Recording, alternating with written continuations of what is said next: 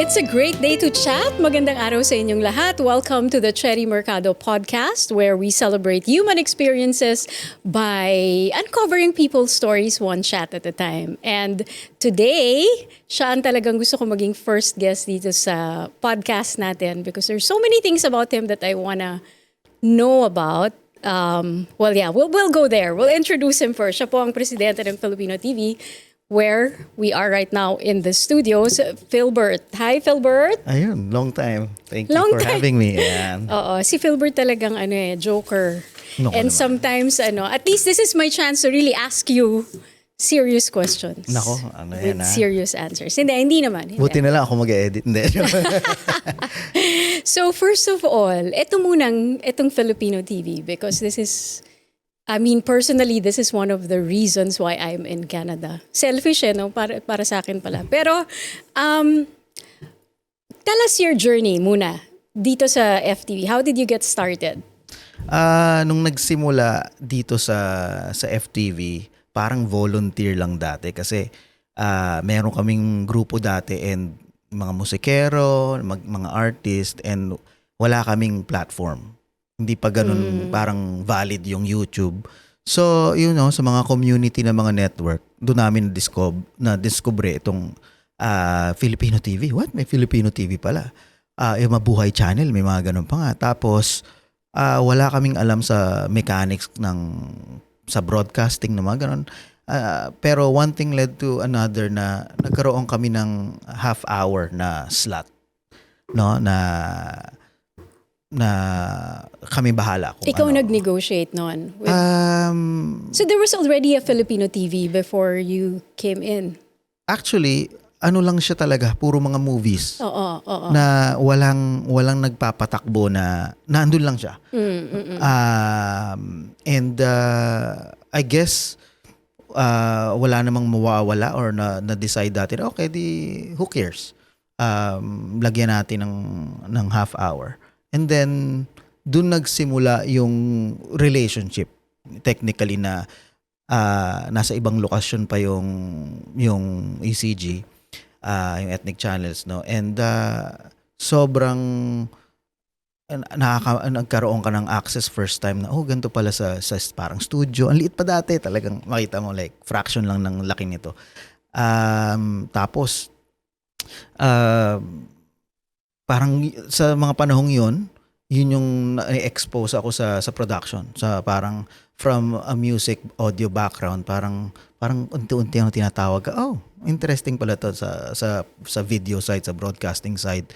And parang feel ko noon na paano kaya ako, ang sarap siguro, ang ganito yung trabaho mo. Parang as in mga panahon dati, suntok sa buwan yun. Suntok sa buwan na harap mo, camera, meron kang computer. So, for the longest time, lang ako, parang volunteer. It was your love for music. It was your love for your creation that actually pushed you to look for a venue where you can share it, where you can play your music, where you can share it with the Filipino community. Natisod mo or you looked for a venue to express your music and then nakita mo tong Ethnic Channels group? Tama ba? I think I don't think ako yung talagang actively na kasi parang naririnig na rin siya pag nasa community ka.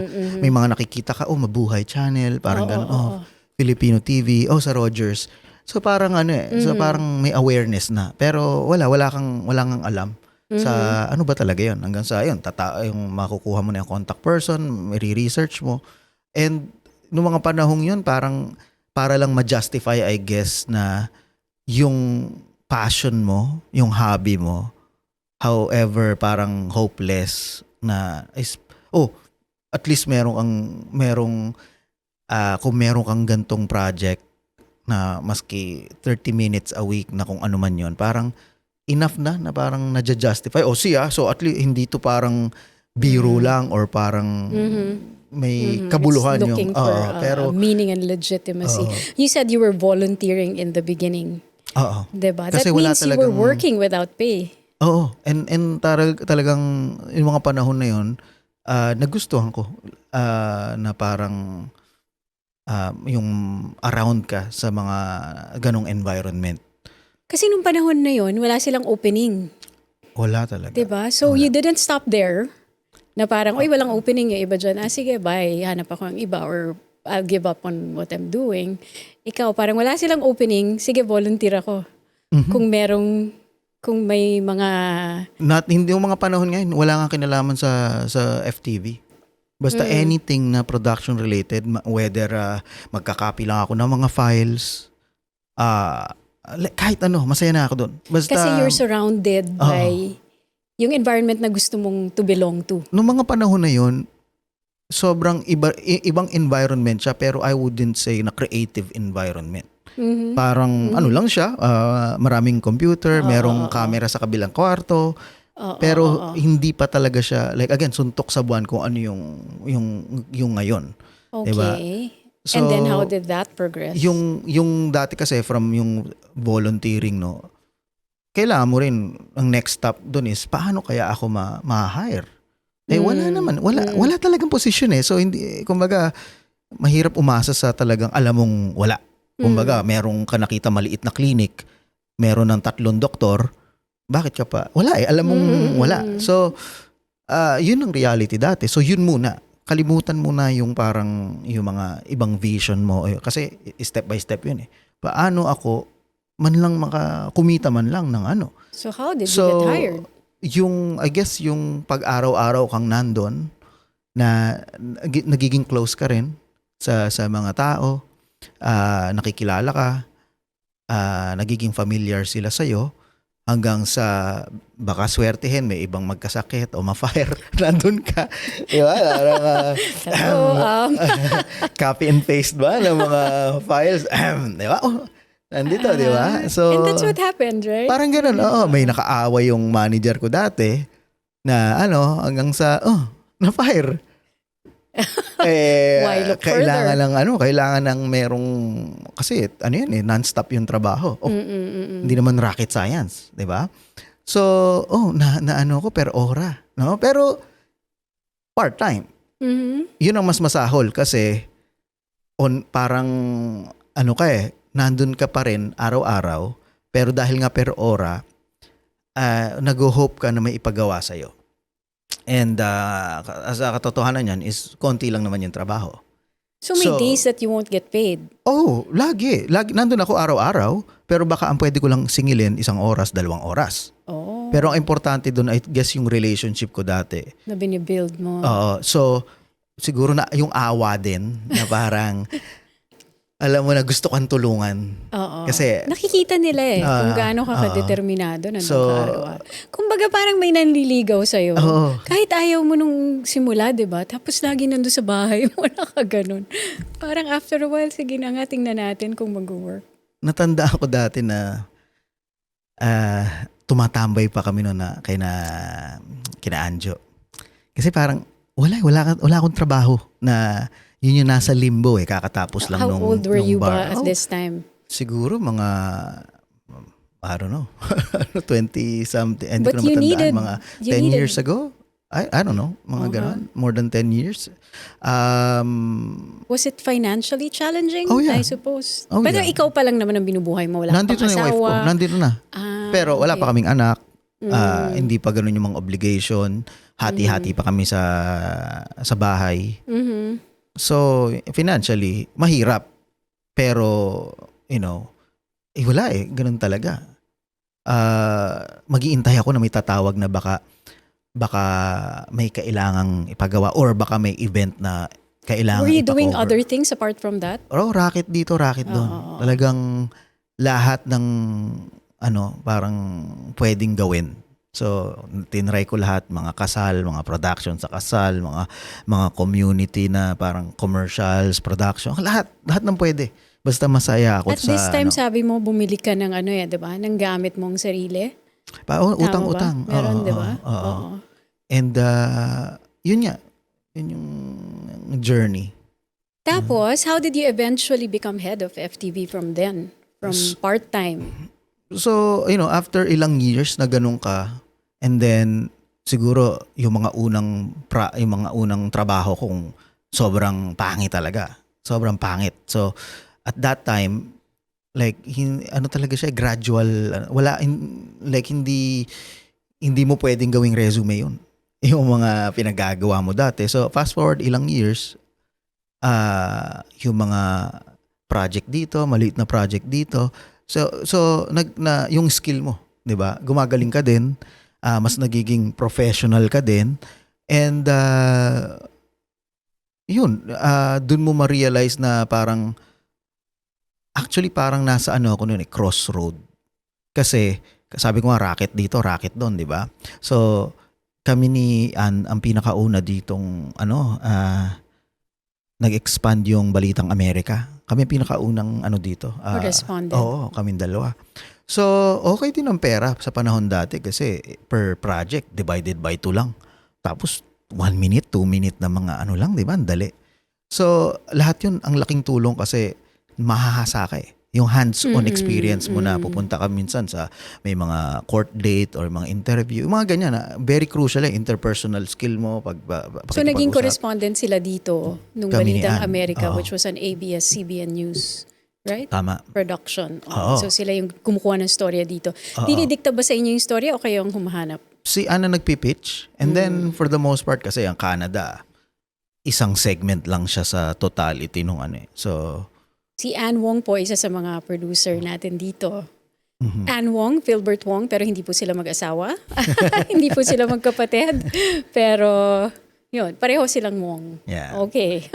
So, kaya ako nasabing crossroad kasi ilang taon namin ginagawa yun. And, syempre sa pinakamalaking network, di ba? So, yung ego talagang paghawak ko yung ID, no? Talagang yung sticker sa camera mo, ABS-CBN, parang feeling mo ikaw si Piolo.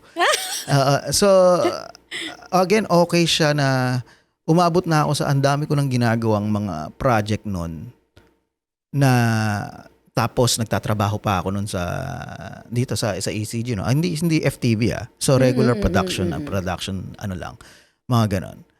Nasa crossroad ako kasi yung kinikita ko ay parang mamimili na ako, okay na ako eh. Pero ang parang empty, parang na plateau na.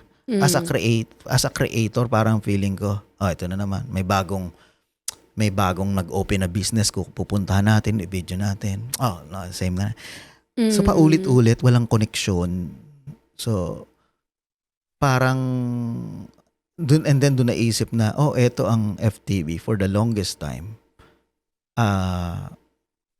May relationship na sa mga katrabaho mo, sa mga boss, okay ka na, kilala ka na. Why not baguhin natin? Yung kasi kung ako as a creator nararamdaman ko 'yon, I'm sure na ako at that time I would consider na sobrang baguhan ako. Marami ako mas tinitingala dati. So parang kulang like hindi pwede. So kaya doon ako nagkalakas ng loob kasi may backing ka na rin ng skill set na you know what, bakit hindi natin baguhin to? Bakit instead na puro old movies ng catalog to, lagyan natin ng doon pa dati ng first parang phase, lagyan natin ng content, no? Lagyan natin ng 2 hours a day. No, na siguro may local content tayong isa and then the rest, tingnan ko sa Pilipinas, ano yung mabibili kong natin, ano yung sa catalog nila. Baka balita, baka ganun. So yun yung unang shift. No, So pinupost mo sa management, let me take helm of FTV and see, mag-local production tayo ng 2 hours a day, tas titingnan ko kung anong pwede pang ibang kunin. Kasi hindi naman libre yung catalog. May bayad yun. Oo. Yung kinukuha sa Pilipinas, meaning ng catalog, no? Oo. So, okay. So, long story short, okay, try natin. So, then doon nagsimula yung, okay, meron tayong local content. Ano yung mga first content niya dati? The Barber's Cut. Barber's Cut is, their show. Yung show niyo ni Anjo. And Warren. And anything.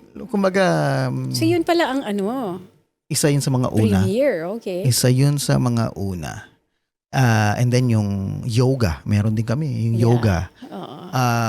Pero ang goal lang dati ay, ano lang tayo mga 2 show, ganyan. And the rest, tingnan natin sa Pilipinas. Mm-mm. So, nung pumunta ako sa Pilipinas, nagtingin-tingin kung ano yung sino mga pwede mag-provide. And long story short, nakakuha ng magpo-provide. And tinry yun ang second phase ay, pag manunood ka ng FTV ngayon, hindi na siya mga classic films. May local and then may mga content na galing sa Pilipinas. Mhm, Pre-produce na, no? So, and then nandun na rin doon ka na nagkakaroon ng mga idea, no? And then doon mo marirealize na parang gusto ko tong ginagawa ko pero parang maxed out na ako. Like yun din yung crossroad na kailangan ko na ba talagang talikuran yung iba kong mga racket Mhm. para talaga mag-focus dito, or play safe ba ako or i-expand ba? You were still a correspondent for Balitang America at this time. I think so. Mhm. Hindi ko matandaan pero Mhm. marami. Maski hindi doon, ang dami ko mga ibang pinagagawa, mga Oo. ibang production na Did you know that this is the one you wanted to take seriously, itong FTV, among all those things you were doing then? Oo. Oo. And yung first step nga nun ay, kasi yung second phase na yon, kumbaga, alam ko na kailangan magdagdag. Yung next na nai-imagine ko na vision ay hindi pwedeng ako lang, 'di ba? So, yun, nakapag-add si Anjo, nadagdag na, pero lahat is sacrifice kasi hindi ito lucrative na financially na parang, no, like, ang hirap din. Kasi, Mhm. ito yung mga tao na naniniwala sa'yo and alam mo na magko-commit sila, napapayag sila na maging part ng team mo, pareho kayo ng vision, pero again, financially ay It's not that nagdo-double rewarding job pa rin. yet, oo. So parang, pero yun ang way forward. So paano mo kukumbinsihin yung tao, and at the same time, financially is, again, makasurvive man lang. How did you convince your first employee number 2, who Hindi, is Anjo, kasi your parang good friend? ako is, even before technically hired na ma-hire si Anjo, is parang volunteer din siya. Mm. Kasi gusto rin niya ito rin inline Kasi ever since, pareho naman kami ng ginagawa Diba? Ano bang job ni Anjo dati? Well, before he went full-time. Is that okay to reveal, or is that Iba voice over wholesome na ba? lang. wholesome ba Hindi, trabaho niya halo-halo dati? Kanya kung ano-ano. Okay. So, yun tapos doon na iba na naman, no? Yung goal mo na, okay, ngayon meron tayong, ang idea lang namin ng channel na yun okay, may local content plus kung ano man yung galing sa Pilipinas. Okay. Ang definition namin ng progress nun is parang, okay, paano natin i-improve yung catalog na galing Pilipinas? Mm. By process of elimination or mag-a-add or magmo-modify. So, in-update yung catalog. So, nag-iba hanggang sa naging balita. No? So, yun yung third phase ay nagkaroon na naman ng ibang provider. And then, ngayon, 2 ng tao hanggang sa, I think, nadagdagan pa ng isa. So, yung 2 ginagawa mong production, naging 3, naging 4, ganon. And, and then ang pinakamalaking shift ay nung time na, siyempre, ito yung after na marami siguro may mga nadagdag na rin iba, marami na talagang mga napoproduce na content, marami na nakikilala, marami ng collaboration sa community. You know what? Diba, kalimutan na natin yung mga outside na yung mga catalog, yung mga galing sa Pilipinas. Tama. Eh di 100% gawin na lang natin na tayo lahat. So, and then, yun yung, I think, yun How yung... many people did you have at this point? Hindi ko na matandaan. You, Anjo, and about... Siguro mga 2 pa, 3, 2, gano'n. So, hindi, lahat kami ay kayod marino. Yeah, na, because... Oo. Marami kasi, kami. I would even think na mas marami kaming ginagawa dati kesa ngayon. Mhm. Pero dati mas may capacity siguro, Yeah, I like could ako. see your local Baka dati hindi pa programs ganun yung before. Hindi pa yung anak hindi ko matanda may anak na siguro pero kumbaga pwede pa eh. And so So yun dumami yung mga local production. Mhm. And then you stopped altogether yung mga kinukuha sa Pilipinas. Matagal. Dito Oo. na lang binuhos yung budget, dito na lang binuhos Tama. yung effort. Tama. Okay. And then the pandemic happened. Tama Oo. ba? Yun na ba yung... Hindi kasi same ano lang naman eh. Same vision lang dati nung ginawa na naming 100% na kami lahat gumagawa. Wala namang parang naging lang siya, nag-plateau na doon sa But at that time, you were satisfied? You were happy with where FTV was at that point? Oh yeah, pero of course, gusto mo pa rin, iniisip mo pa rin ano yung next. Ano yung next. And then nangyari nga yung pandemic. So, wake up call na kung parang ganong tatanungin mo sarili mo Tsaka yung ano yung meaning ng buhay, parang gano'n na diba? Tapos ang dami mong mga kaibigan, mga tinitingala, mga kung ano na nangyari. May mga nagpakamatay, merong mga nabangkarote, merong naghiwalay, no? So, yun yung thankful na okay, all that time no, na nasa pandemic, ay hindi tayo naapektuhan. So, dun mo din ma-realize na kung gaano ka-importante yung mental health. Mm-hmm. So, and then yun yung parang, I think, parang mas na-enlighten, no? Na yung vision is hindi lang about production, is paano na, given na nangyari itong pandemic na to, paano natin makikip etong gantong klase ng environment na meron tayo, etong sandbox na to, and in turn ay ma-share to sa lahat ng interesado sa community. Kasi ito yung nag-save sa atin. Like kung wala tayo sa gantong nabaliw tayo. Like yun yung parang realization. Kaya nga yung bagong parang vision no, na parang is talagang ibalik talaga yung creator sa lahat. And I think yun ang nawala. No? That is something that needs a bit of expounding, no? Yung ibalik ang creator sa lahat.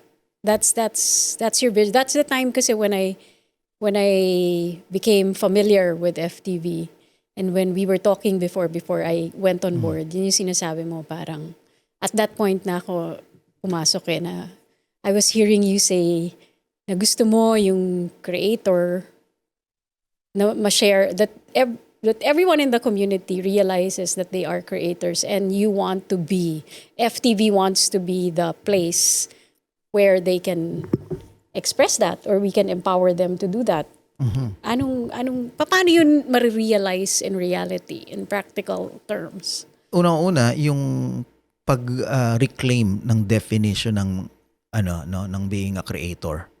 Na for the longest time, tayo mga Pilipino ay masyado tayong na-addict no, sa celebrity culture. Na ang definition natin ng mga creation no, pagdating sa entertainment is kung ano yung na parang exclusive yan sa mga artista. Exclusive yan sa mga singer na popular. No, pero by definition is 'di ba, yung identity mo. Kahit sino ka, kahit hindi ka artista, first and foremost, creator ka. So anong kine-create mo? 'Di ba? And yan yung parang natanggap na lang ng tao na no. Ano ako muna, housewife ako lang or ano ako, teacher ako sa school, 'di ba? And yun yung parang empowerment na nawala.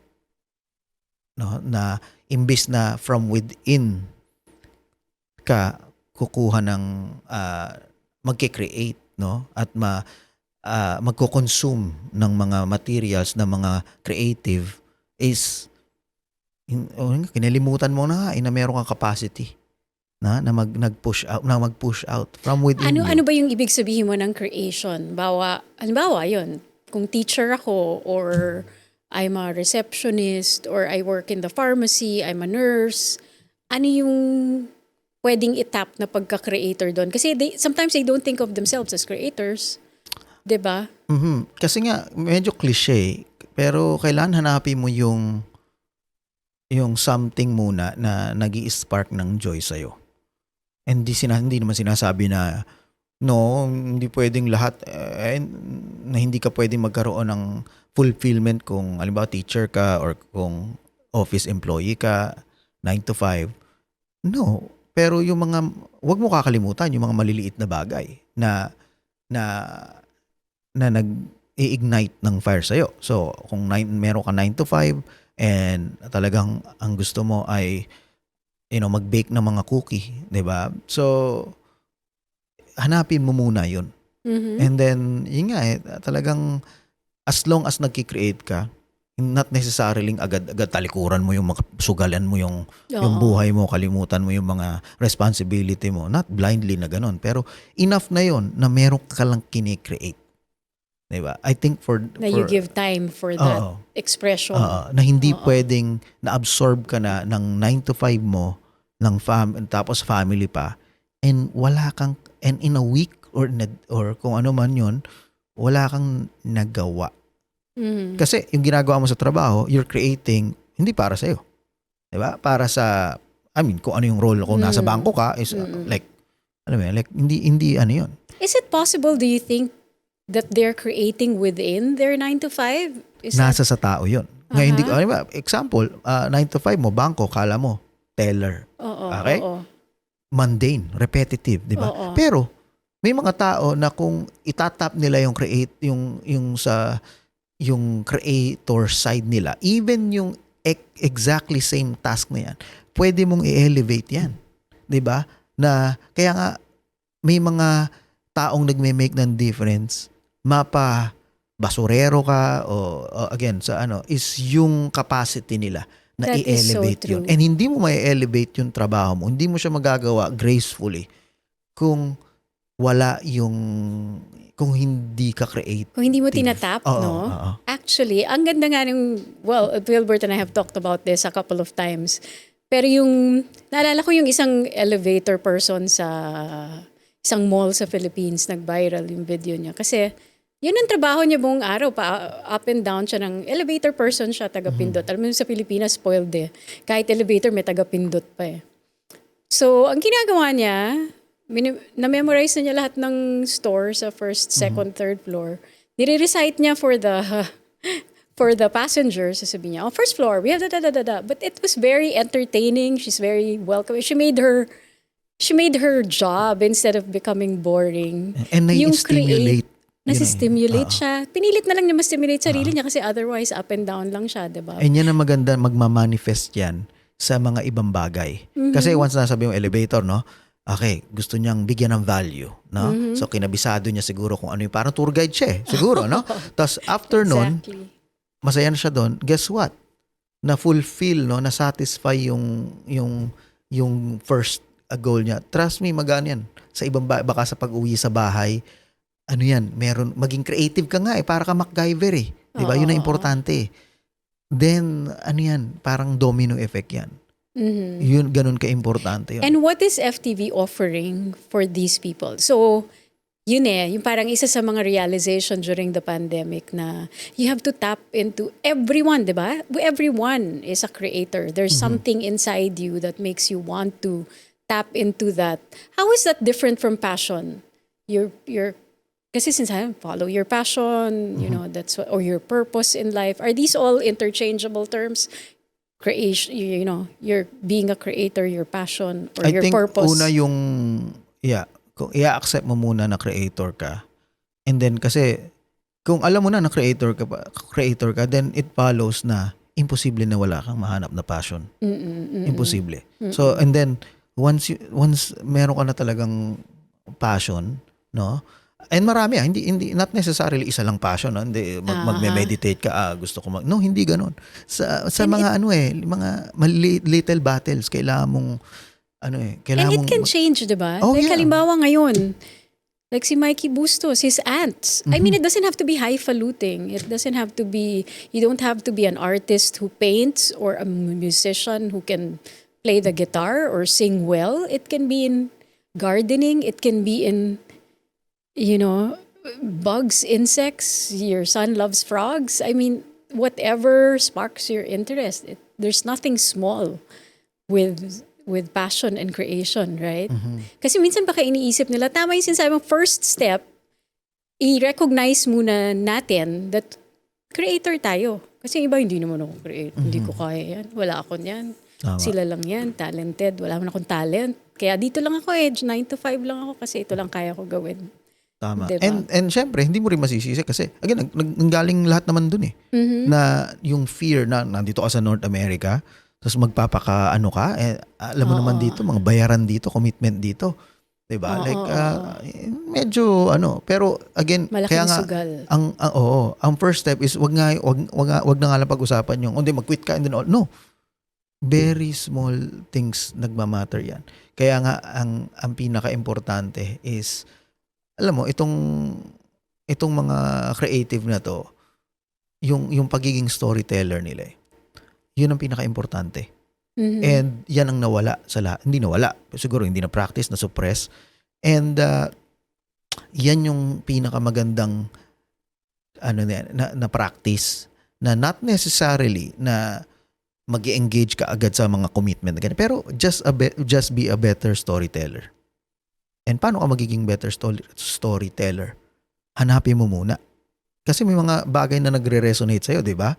So, yun yung mga, I think, magandang practice.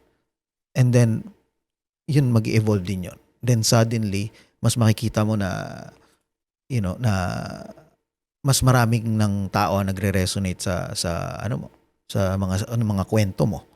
No? Anong dream mo? Anong vision mo ngayon for the channel? Sa ngayon, ang pinakamalaking change, I guess, is yung after netong COVID, exhausting, and then ang daming mga uncertainty, yung ibalik yung fire from, yung within the team muna. Kasi parang as much as ang dali sabihin na, oh yeah, tutulungan namin kayo.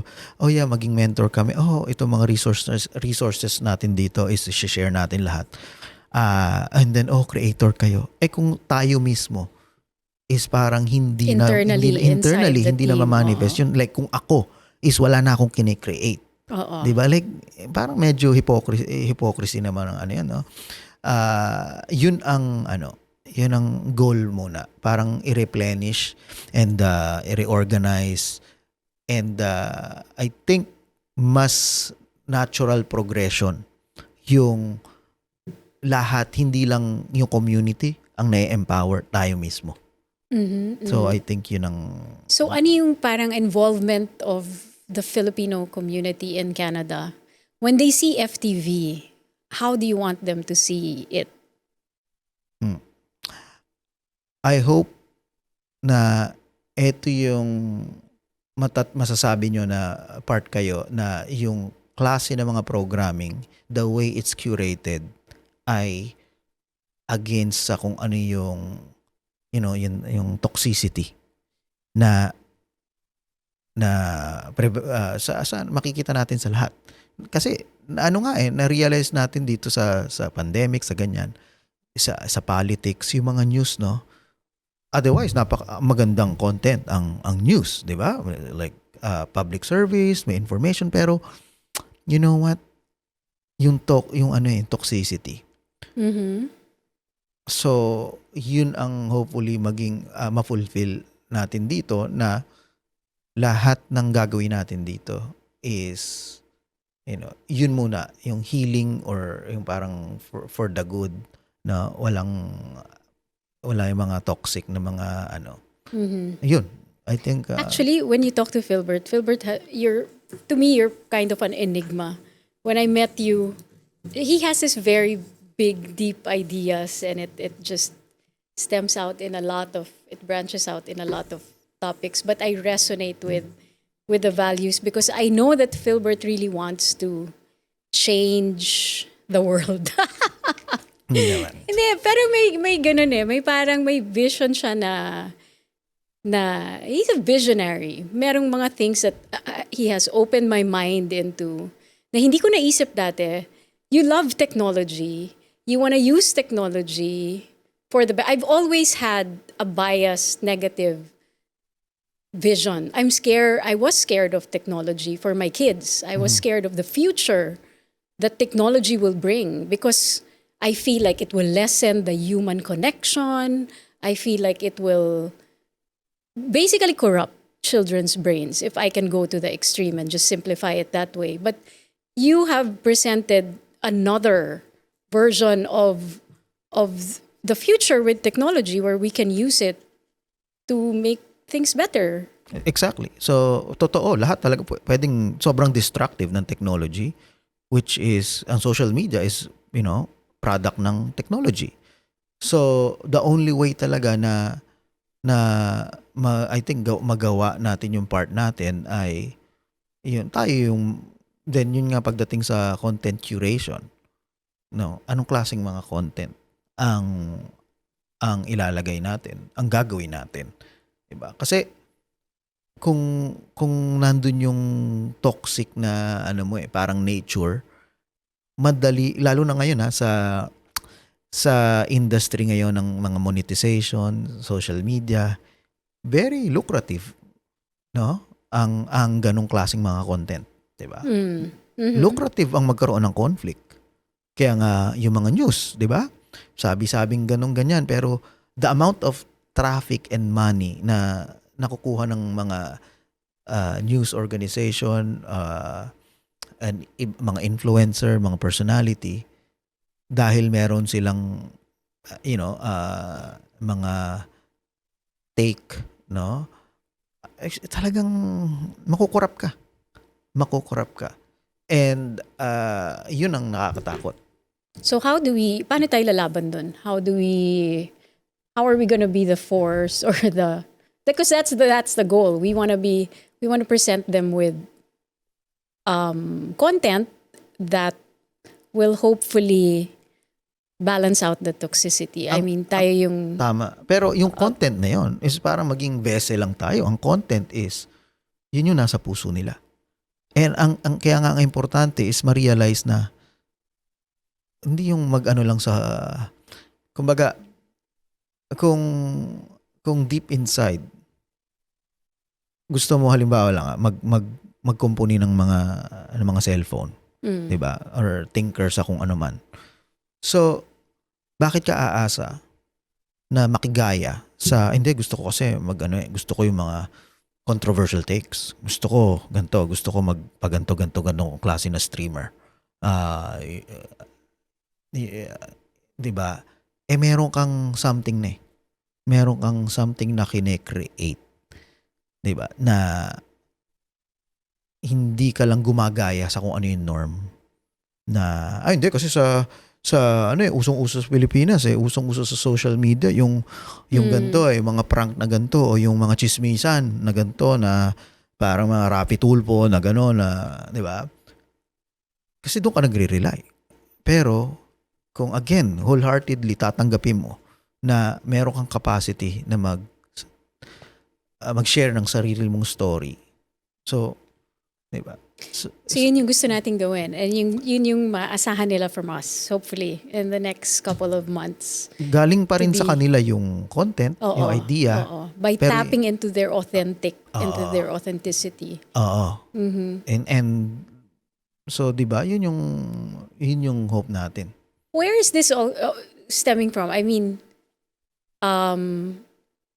how has fatherhood affected your way of thinking? Is this the future you want for your kids, or paano you have two boys, right? How are you as a dad to them? Siguro in terms ng itong ganitong thinking, I guess yung catalyst yung pandemic. Kasi nga yung uncertainty yun yung talagang mafe-feel mo na okay, kung magkakaroon pa uli ng ganito or kung baka worse war, 'di ba? Na magising ka talagang wala na. Oo. Wala ka ng ano. So, might as well spend yung mga natitira nating mga araw na nasa ganitong environment, nasa ganitong mindset, nasa yung creator, no? Yun.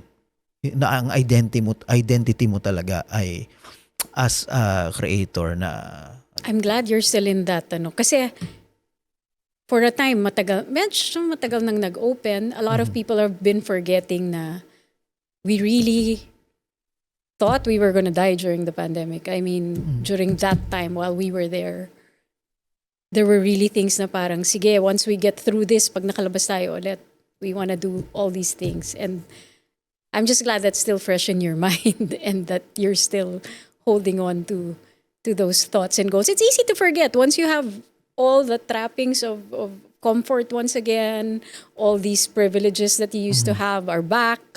No, and now you can complain about new things.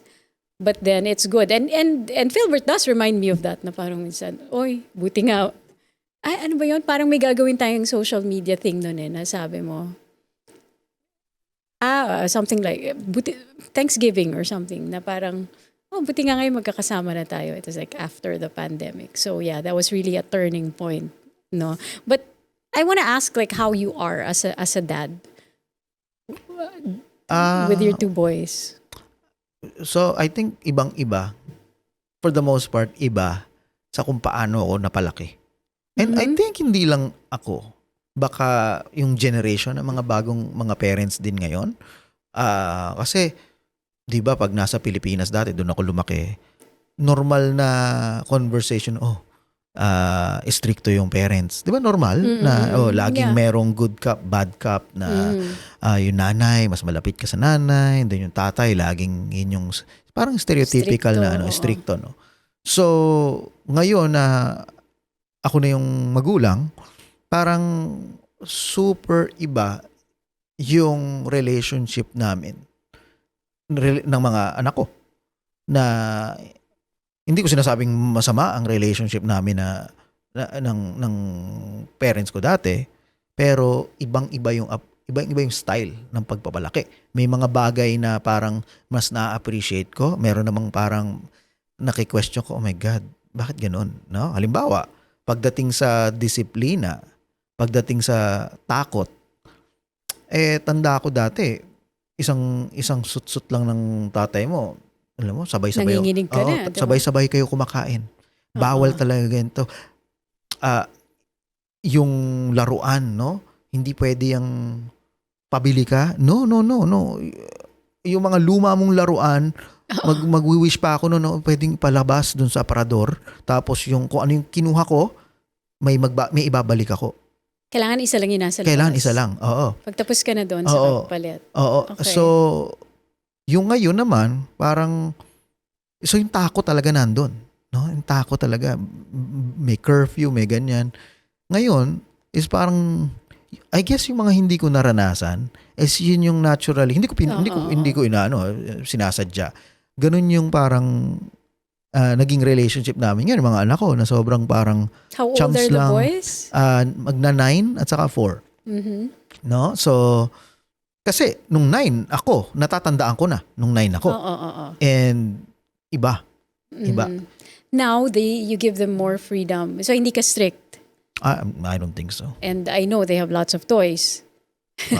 Mahilig sa toys si Floyd, I mean. Pero iba na rin kasi, hindi naman siguro na iba kasi ngayon, mas accessible na. Siguro dati, kaya hindi ganun karaming laruan ko, is, para magkalaruan ka is, pupunta ka pa sa department store, di ba? It's Gaganon not as ka pa. easy as pressing. Ngayon, may mga used, may Amazon, o kung ano-ano pa. But what's your principle as a dad? Anong gusto mong lumaki sila as what? Parang, ganito ka as a father because you want them to grow up like this. Is there any fatherhood principle like that or nothing conscious? Sa ngayon, kasi medyo bata pa, so mahirap i-judge na I'm failing at that or hindi. Kasi nga, nandun pa yung reality na baka mga bata pa naman talaga rin. So, yung I wish lang na siguro mas yung independence. Yun yung ano. You want them to be Oo, independent. oo. Kasi hindi mo maiwasan i-compare mo eh. Nung ako ganong edad, parang nakakapaglakad na ako mag-isa. Tapos ngayon parang hindi ako papayag na mag-isa pupunta sa school.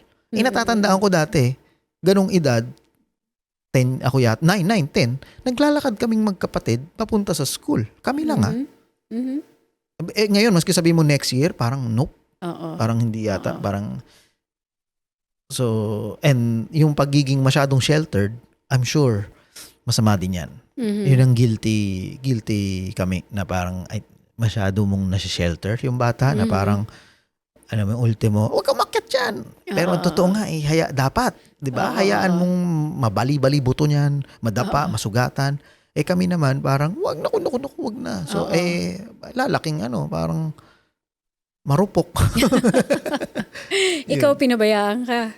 Stricto, pero hindi ka yung bebe-bebebihin na parang, natanda ko dati, laglag ako sa koral ng baboy. Naglalaro yung mga, nahiwa yung may tuhod ko.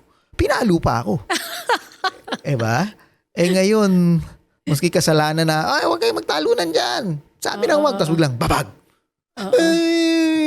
Uy, naku, yellow. Ibang-iba dati. Oo. When did you move to Canada? Yung una is nung 9 ako.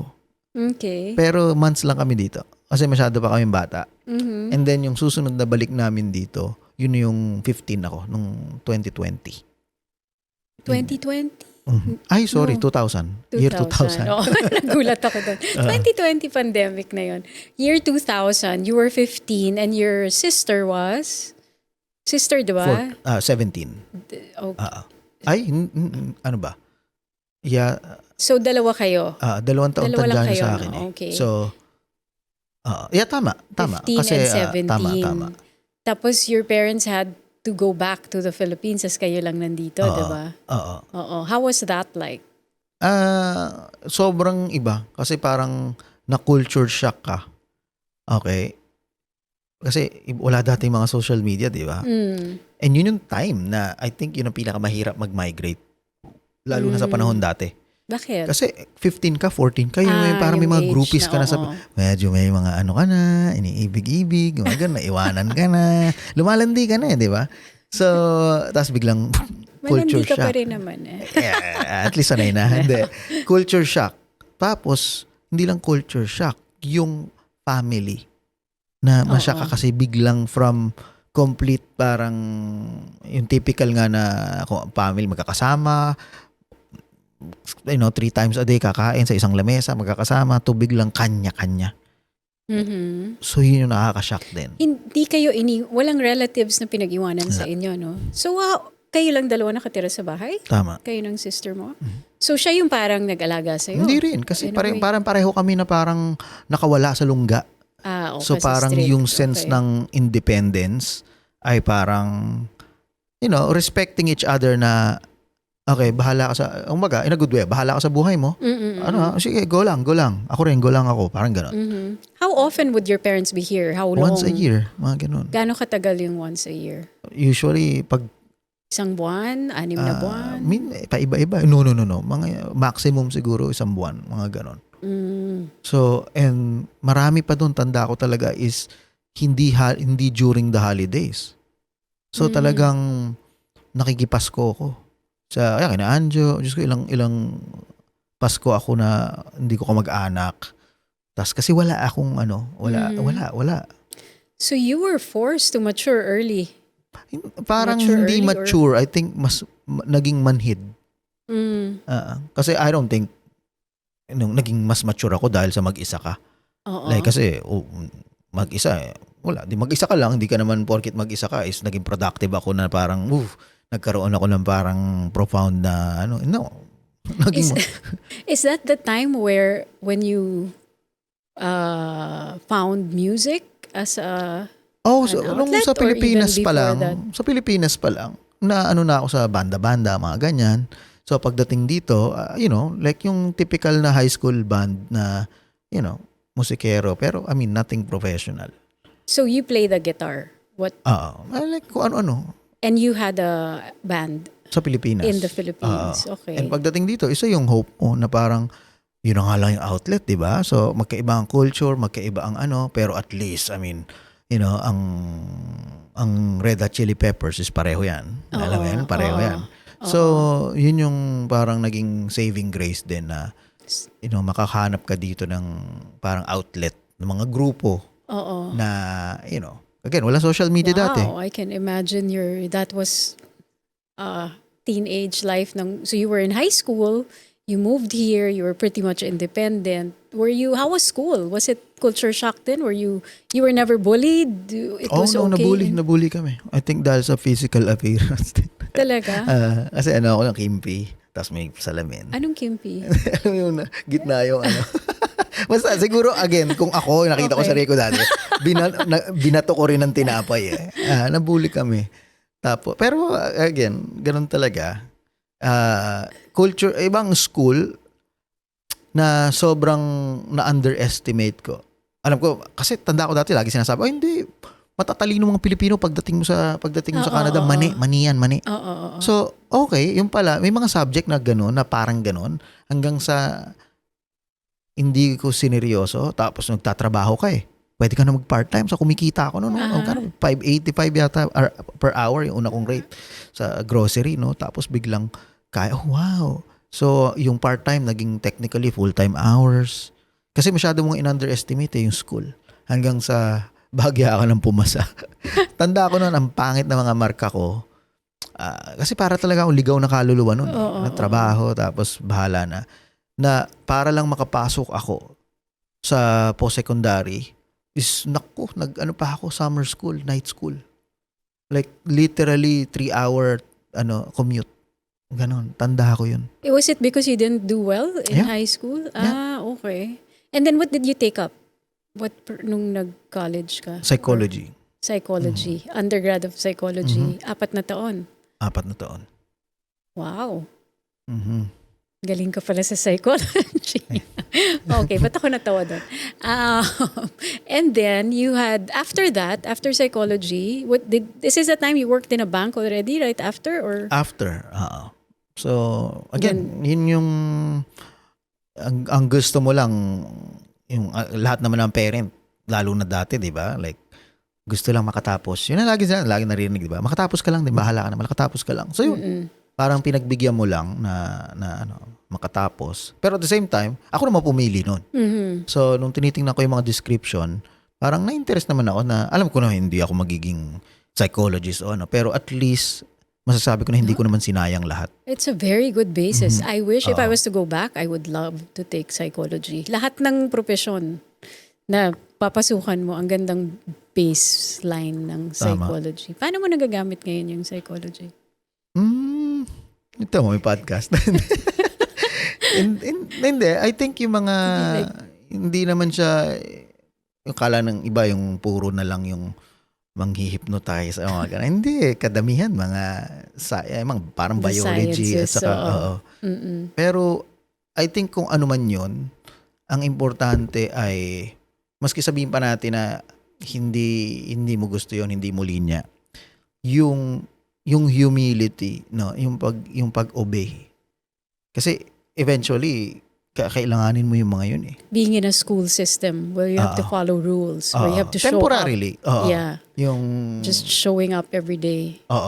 Meeting requirements, 'di ba? Oo. How was the bank experience? You were earning well? Para sa edad dati, at saka yung benefits, tapos malaking bank, 'di ba? Pero wala kinalaman. Wala kinalaman sa natapos ko. Sa ano yun? Sa insurance. So, ang ganda lang talaga yung prestige. No? Wow, pinakamalaking bangko. No? Paaral ka. Kasi may mga kailangan licensing, mga ganon. Papasok ka. Amerikana ka. Hindi naman. Nasa siya, pwede. Pero hindi naman. Yun yung, hindi yun definitely ang una kong experience na trabaho na 9 to 5 parang gano'n, pero yun yung pagkatapos nung parang yung prestige nga na lalo dito yung mga kasabayan mo, ang identity mo ay RBC, ito Roger. Oh, 'di ba? Pag mag-uusap-usap kayo, magkikita-kita, ganun ang identity eh. 'Di ba? So parang you had a surface taste of that. level. Yeah, you had a taste of that. Pero quickly, boom. After parang maano mo, Aha. 'di ba? Like kinokorrupt Walang- nito yung ability ko na not just pursue, na i-practice yung hobby ko, 'di ba? Yung mga hilig ko. So after noon, na-cover na ba natin yung gap? After the bank, was it already Oh, no. FTV? Hindi No. pa? Naku, 4 Mahabang- minutes. I still wanna cover that after. Yung After the bank, what did you do? yung family business. Oh Yung yeah, mga you had these ganon. businesses. Oo. But amazing. You are an amazing risk taker, no? Hindi, That's family really... business, wala mo nang magawa. 'Di ba? Like ako lang yung lalaki na kakagat at magte-take over na Ano yung family business? ano siya, coffee shop. Una actually coffee roasting. Like your dad and mom were the ones who... Yung dad ko and my wanted to- business partner. Okay. So, long story short, hindi nag-work out. So, ilang years yung parang for the last 3 years yata, parang puro lang Band-Aid solution. Pero yung pera talaga, pam. Talagang, hirap like financially. Mhm. Nasa point na, I think $600 is for 6 months. Ganun ang kita ko. Mhm. Kasi wala talagang pera. So, and then you met your wife in the Philippines. dati pa, bago ko umalis. Nung 14 ako, 13, Oh. 14, 15. Ganyan. Wala pa tayo sa love story, 3 minutes na lang. Hindi naman pwede mag-extend, no? Ikaw ang boss ko eh. Hindi. Hindi pwede mag-extend. Ano na yan? Okay, X-rated yun. May part 2 na lang. Ayan. Hindi. Sana. Pero so Sa for season now- finale. So for now, ano muna yung what's your message? Or what is, what do you want people to know about us, about you, about FTV, whatever is do you want people to know? I think exciting yung bagong journey, yung bagong chapter. And yung bagong chapter na yun ay definitely kasama ang lahat. Actually, hindi na kasama, crucial. Mhm. Crucial ang well-being ng lahat. Crucial ang lahat nasa same page, no? So yun yung exciting. Na, lahat including us. Yeah, it's just that I just want to share with the viewers, with the listeners, na Philbert is really one of the most, I don't know, enigmatic person that I've ever met, and he has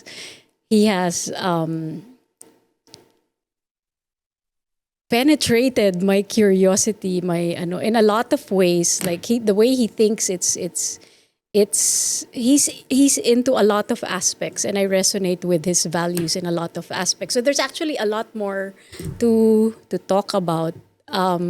Very interesting. One of the most down to earth person. He's the president of FTV. You'll see him when anyone needs anything in the office, they go to Philbert. Whether it's fixing an electrical socket or something they need with their kid, advice for their children, or everything, they go to Philbert. Pirmahan ng Lamia nito. No, but it's just that amazing. Sige, pakipirmahan niyo. And on that note, thank you, Philbert, for guesting in the podcast. And join us again for another round of Kwentuhan next week here on the Cherry Mercado podcast, because just like Philbert, your story matters and you deserve to be heard.